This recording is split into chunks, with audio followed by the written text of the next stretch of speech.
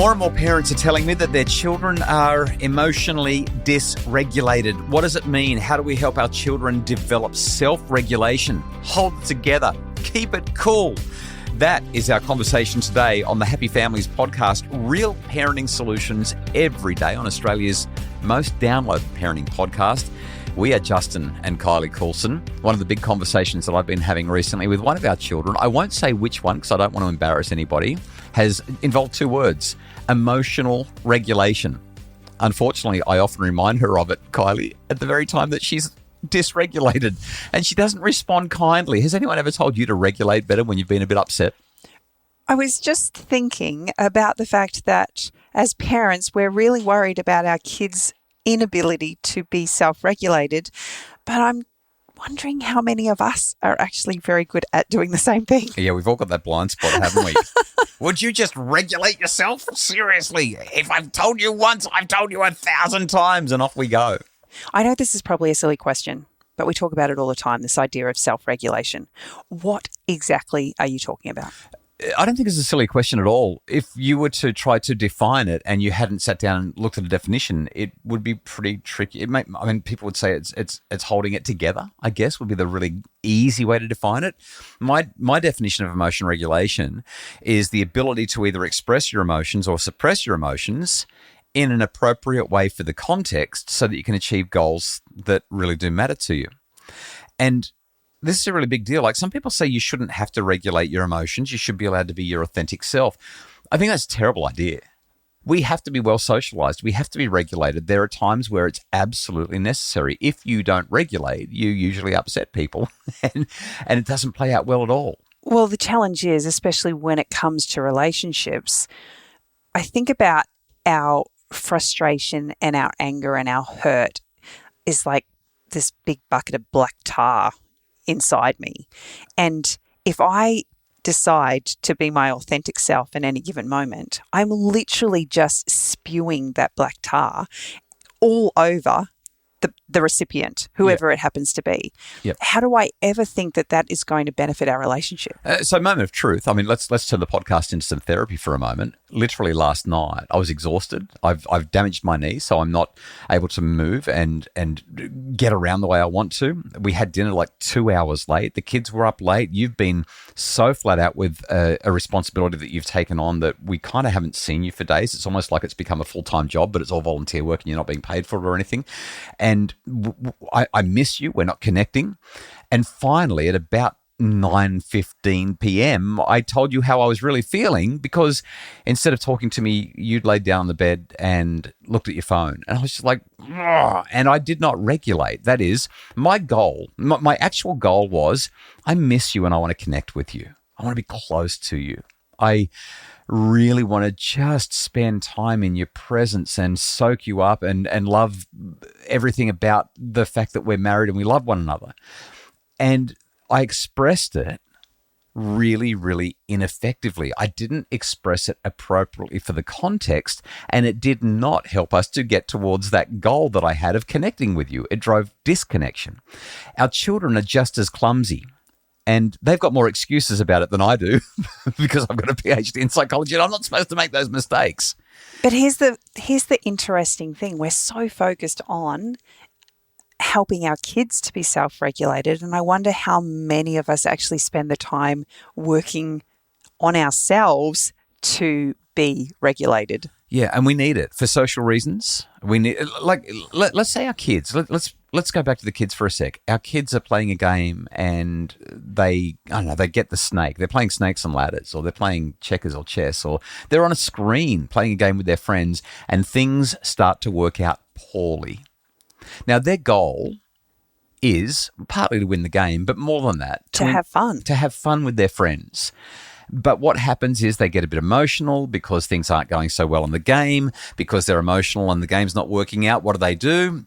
They fail to regulate, and they have a dummy spit, throw the toys out of the cot, and instead of keeping the rules and waiting and losing well, which are all, I guess, emotional suppression tactics, because the long-term goal is good relationships, they blow up and it all goes, well, the bottom falls out. It just goes pear-shaped. Some people will say we shouldn't be teaching our kids to mask their emotions and to suppress their emotions. Like, these are really loaded terms. And I'm laboring this point because if our children can't suppress their emotions, they will not function. They won't have good relationships. They won't function well in class. So academically, they'll struggle because if they're not able to work something out, they'll blow up. They'll lose the plot. They'll cry. They'll storm out of the classroom rather than regulating their emotions and saying to the teacher, I'm really struggling with this. It's hard. I'm feeling overwhelmed by it. Could you explain it to me one more time? Not that many 7-year-olds would say it like that, but you get my point. They will be more persistent with tasks. They will do better in life if they learn to regulate their emotions, just like the kids in the marshmallow experiment that Walter Mischel did way back in the 1960s. You can have one marshmallow now, or when I leave the room, you can have 2 if that one hasn't been eaten until I come back. And the kids who regulated well, they got the goodies. And that self-control, that self-regulation was an asset to them throughout their lives. They did better at school, better in relationships, better with employment, better with finances, better with everything. I think it's really important to recognize and understand, though, part of that self-regulation, in my mind, it's not about withholding emotion. It's actually being able to process emotion.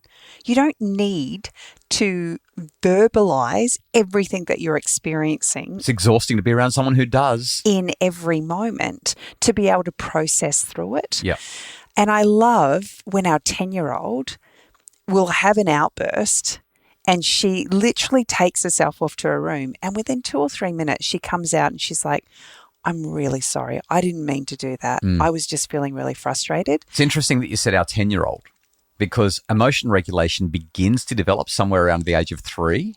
So when parents are getting mad at their under 3s, that's on us. We've got to stop getting mad. They don't have the ability to regulate. And it builds from the age of 3. Most kids can regulate most of the time by about the age of 9.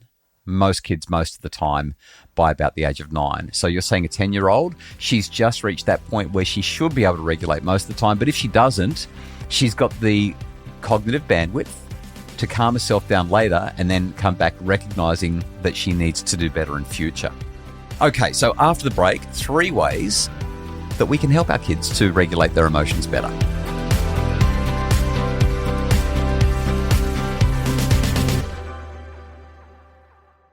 Okay, Kylie, 3 ways that we can help our children to regulate their emotions better. That is, to suppress them when they should, express them when it's appropriate, and move towards constructive long-term achievement. I love all of these, but we'll start with number 1. It's a good place to start. Support, don't solve. Yeah. This is really important for our kids' sense of autonomy. Yeah, it's also important for their sense of competence and for building the relationship. So for anyone who's been listening to the pod for a while, you'll know that I'm a big proponent of a theory known as self-determination theory that says that our kids have got 3 basic psychological needs. They need to feel like they've got a voice, that they can choose what's going on. They need to feel like they're capable and competent, and they need to feel like they're close and connected. When we support, don't solve, we tick every box. Because when we're supporting, we're saying, wow, this looks really tough, or you're having a hard time, or I can see how troubled you are. Or you walk into the room and you say, I can see 2 really angry kids who look like they want to fight with each other, and I'm here to help. And as soon as you do that, it calms like the relationship feels good. But then as you support, you say, so how do we figure this out? Or what's the best way forward? You empower the kids. So you give them voice, choice, autonomy, volition. And you also say, I believe that you've got a brain in your head and you can figure this out. So you're giving them a sense of competence as well. It's a simple 3-word solution to emotion regulation that makes all the difference. Support, don't solve. Number 2, when we've done the supporting and we're not wanting to solve and they're struggling, let's offer some hints. Yeah, I think you've got the most beautiful story. It didn't involve one of our children, although I'm sure we could come up with plenty that do, with one of our eldest daughter's friends. We had gone over for a play date one afternoon and our daughter's friend was in her room sobbing.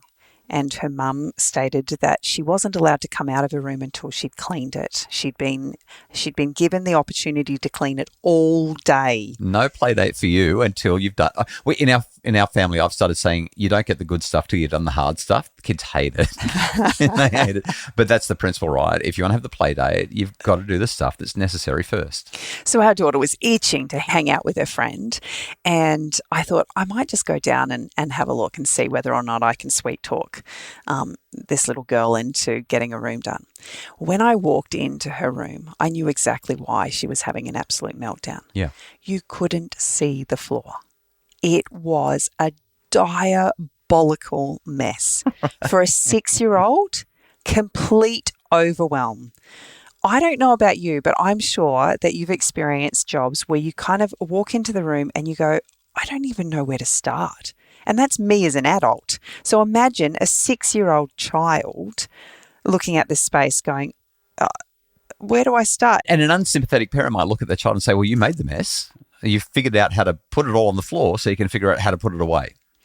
I sat in the room with Sarah and I just said to her, hey, Sarah, can you find 10 blocks? And she looked at me and she said, uh-huh. Yeah, so it's called chunking. Let's just do little chunks here and little chunks there. And so she picked up 10 blocks. I didn't do any of the work. She did it all. But I was able to sit with her, and because I wasn't emotionally attached or involved, I was able to calmly just encourage her. And we had the job done probably in about 5 to 10 minutes.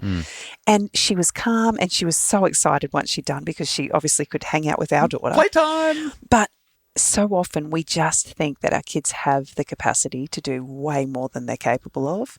And other times we underestimate their abilities. But in this case, this actually needed mum's involvement. So some people, when I've shared that story, have said, oh, well, that's because you were an outsider. You weren't mum. But it works as well when you are the parent, when you step and say, I can see how hard this is for you. And I know you're really having a hard time keeping it together. What about if I help?